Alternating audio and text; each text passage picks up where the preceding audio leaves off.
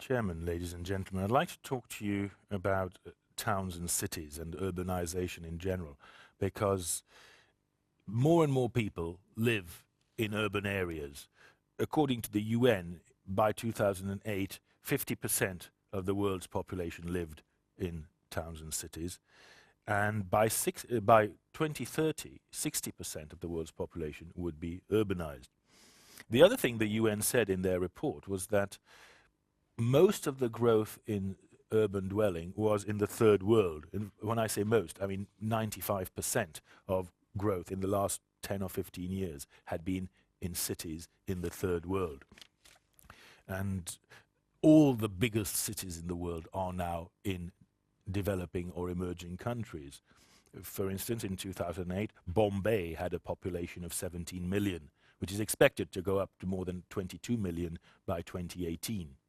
Shanghai has a population of about 15 or 16 million. And I could go on like this with other examples.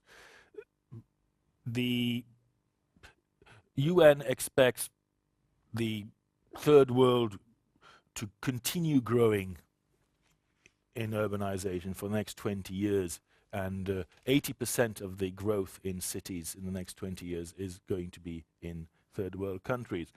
Now, it's rather hard for many Europeans to imagine what it's like living in a city of 15 or 20 million people. I mean, it's bigger than the population of most EU member states. Personally, having briefly lived in Calcutta, I have a pretty good idea of what living in a city of that size feels like, and it's not actually very pleasant. However, it does seem to be what awaits most people in the world, and so perhaps we should stop and think a little bit about urbanization and what it entails. And think about also what drives urbanization. And perhaps for that we need to go back in history and think about what drove the creation of towns and cities initially.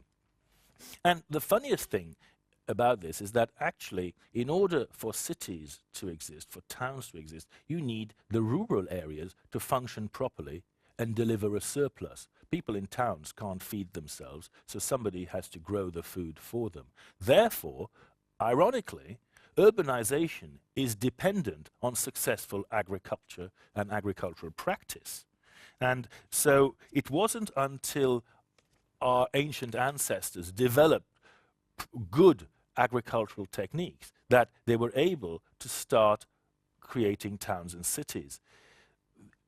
They needed to provide enough food for everyone to generate a surplus. The other thing they needed to do, of course, was to be able to transport that food efficiently and relatively quickly to cities. And that meant that in addition to developing agriculture, they also had to develop transport. So they had to start having efficient roads, and basically they had to invent the wheel, because until you had the wheel, it was virtually impossible in most countries to get food quickly or reasonably quickly for more than a few kilometers. The other way in which they transported food, of course, was on waterways, particularly rivers, and that's why most of the big towns and cities grew up along the great rivers, along the Nile or in the Tigris and Euphrates basins in what is now Iraq.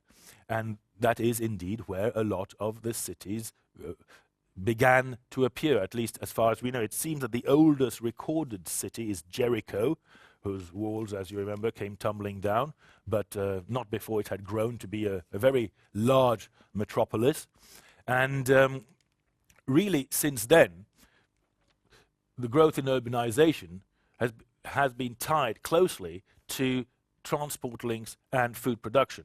However, it's worth pointing out that in the early Middle Ages, the size of cities stagnated because they reached a kind of critical size beyond which they could not grow based on the current available technology and know-how. And this was in particular due to hygiene problems, because when large groups of people congregated in one place, sewage and other problems began to emerge and threaten health and hygiene. And there were epidemics, and so there was a sort of natural mechanism to limit the growth of cities, which was basically that half the people died of cholera or diarrhea or any other kind of nasty illness that you can imagine from people living in slums, which is basically what the vast majority of people were doing.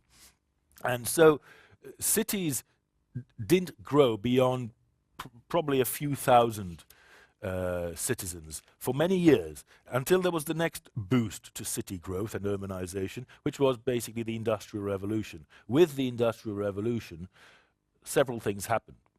Food production became more efficient due to modern technology, not least the steam engine.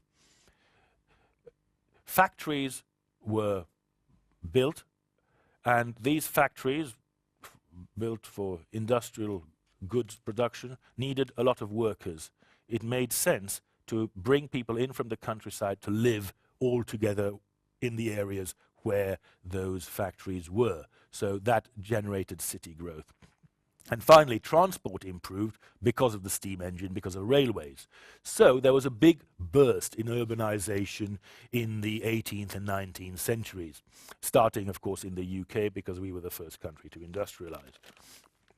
And that then took cities to the next stage, but they were still way short of what a modern-sized city would be. And 200 years ago, only about a quarter of the world's population lived in urban centers, and there were only about 90 towns worldwide that had a population of more than 100,000. So it was still quite small. And even in the 1950s, there were only two really big metropolises of several million inhabitants, London and New York. How times have changed. And what's really changed is what's happening now. It's the growth, the exponential growth in third world countries. And that's really something that started in the 70s and 80s, but that really, really took off in the 1990s. It's since then that there's been this third boom, you could say, in urbanization, this mass exodus from the rural areas into urban areas. And it's happening, as I've said, mainly in third world countries. And again, it's creating the same problem as we had back in the Middle Ages, which is that most of the growth is in slums. Whether or not this means that the growth will then run out of momentum because the slums will create the kinds of problems and epidemics I mentioned before, and that this will sort of limit their scope for growth, whether or not that actually happens this time is unlikely, in my view, because nowadays we do have a certain amount of technology to prevent those epidemics from getting out of hand. What is more likely to happen is that many of these cities will be pools of human misery, to put it rather bluntly. The majority of people flocking into them will live miserable existences in horrible conditions. They won't die. They will be able to eke out a living. That living might even be better than the living they'd make back on the farm or village they came from. But it will not be in proper living conditions, in proper health and hygiene. They probably won't be able to get a proper education for their kids, who will thus be trapped in this cycle of urban degradation and poverty.